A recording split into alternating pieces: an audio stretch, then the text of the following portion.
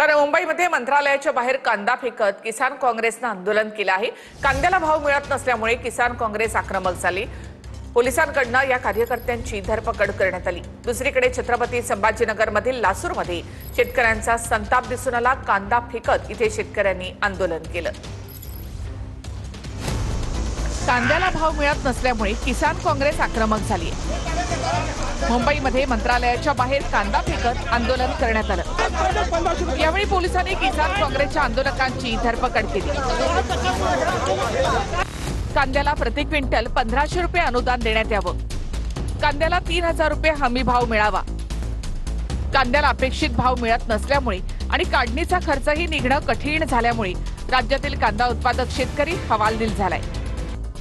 तिथे छत्रपती संभाजीनगर जिल्ह्यातील लासूर स्टेशन कांदा मार्केटमध्ये कांद्याला अवघा 100 रुपये प्रति क्विंटल दर मिळाल्यामुळे शेतकऱ्यांचा संताप उफाळलाय।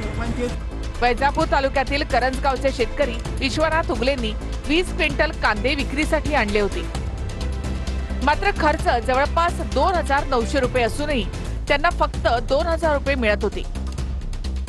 संतप्त शेतकऱ्याने मार्केटच्या गेटवरच कांदे फेकत ठिय्या आंदोलन केलं आणि कांद्याच्या ढिगाऱ्यावर झोपून निषेध व्यक्त केला।